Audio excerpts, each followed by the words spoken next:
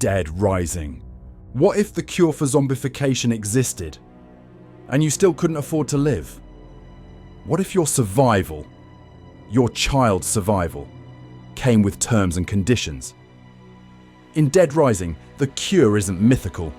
It isn't locked in a lab or protected by some last scientist hiding in a bunker. It's real. It's available. It even has a brand name. Zombrex. One shot. Once a day. And you don't turn. Sounds like salvation, right? Not even close. Zombrex isn't a cure. It's a subscription, designed by the same pharmaceutical giant that engineered the virus in the first place.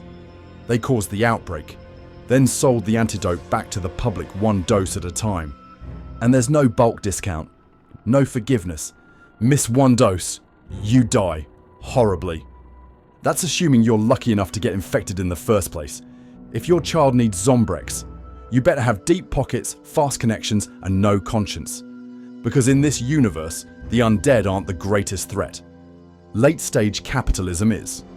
Quarantine zones turn into prisons. Survivors who can't pay are labelled biohazards. The media spins the outbreaks. The military enforces the lie, and the public. The public just keeps lining up at the pharmacy. Dead Rising pretends to be funny. Chainsaws in malls, costumes, improvised weapons. But underneath all that chaos is something bleak. This isn't a zombie apocalypse. It's a business model.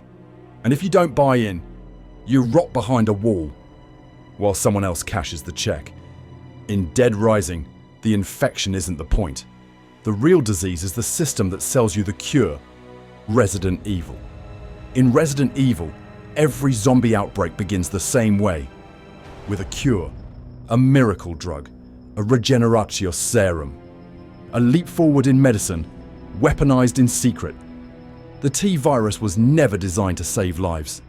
It was a biotech experiment rebranded as research by the Umbrella Corporation, a pharmaceutical giant with more secrets than scientists.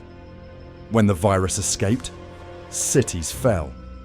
But instead of finding a vaccine, Umbrella doubled down. Every outbreak became an opportunity. Failed cure trials led to secondary strains, the G virus, designed to perfect the mutation. The Nemesis program, an attempt to create obedient undead soldiers. Las Plagas, a parasitic workaround to preserve cognition and control.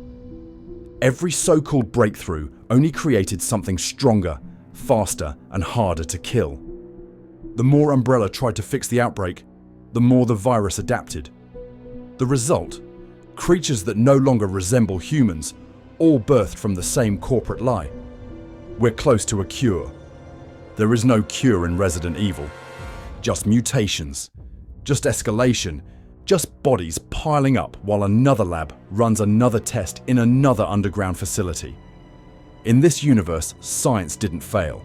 It succeeded exactly as planned. Last of Us. What if the cure was real? What if it worked? And what if the only thing stopping it was you? In The Last of Us, the cordyceps fungus doesn't create classic zombies. It hijacks the brain. It spreads through spores and bites, turning humans into fast, violent, deformed husks, driven by instinct, guided by nothing but the urge to spread. Cities fall.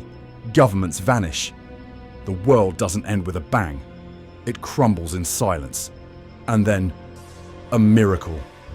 Ellie, bitten, infected. Still herself. She's the only known immune person on Earth. The Fireflies, a rogue medical faction, believe they can use her to create a vaccine. Not a theory, not a guess. A real shot at reversing the infection. But there's a catch. The fungus lives in the brain, and to extract it, they'd have to remove the host entirely. Ellie would die. No trial, no alternatives, no second opinions. She doesn't get a say. But Joel does. Joel, the man who lost his own daughter at the start of the outbreak. The man who carried Ellie across the ruins of America. The man who began to see her as family. He makes a choice. He kills the surgeons, shoots his way through the hospital, carries her out like a broken promise. And when Ellie wakes up, he lies. tells her there were others like her, that they didn't need her. The world's only cure dies in a hospital corridor, not because it didn't work, but because love got in the way. In The Last of Us, the virus wasn't stronger than science. It was just no match for grief. The infection survived, but so did love. And in this universe, that's not a triumph. That's the cost. I Am Legend. The cure for cancer was real, and it killed the world. In I Am Legend, science created a miracle, a genetically modified virus that could eliminate disease. But the virus mutated. Billions died.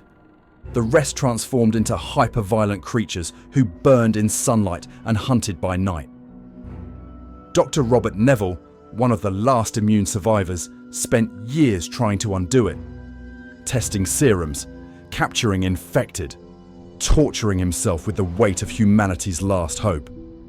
And when he finally develops a working cure, he has no one to give it to. Civilization is gone.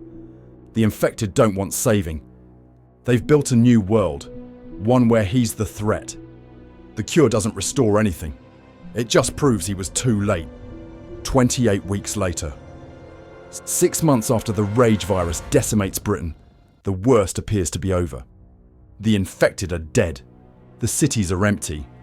NATO steps in to rebuild. A safe zone is established in London.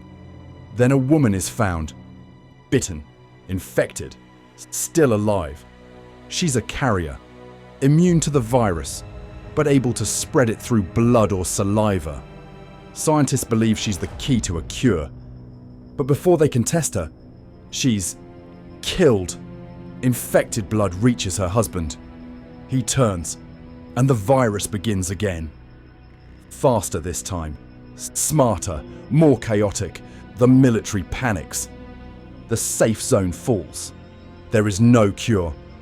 Just one immune body, lost in the fire. In 28 weeks later, humanity doesn't lose to a virus. It loses to its own inability to protect the cure it already had. World War Z. In World War Z, the infection moves faster than any army. Cities fall in days. Governments collapse in weeks. The zombies don't wander. They swarm.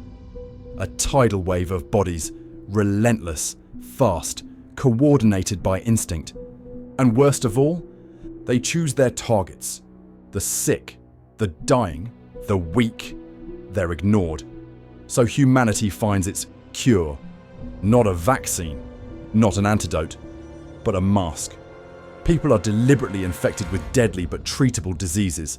Meningitis, typhoid, tuberculosis, anything that makes the body look less viable to the infected. You survive the zombies by dying just a little. It works. The spread slows, the cities stabilize, but no one celebrates. Because in World War Z, we didn't beat the virus. We just convinced it we weren't worth eating.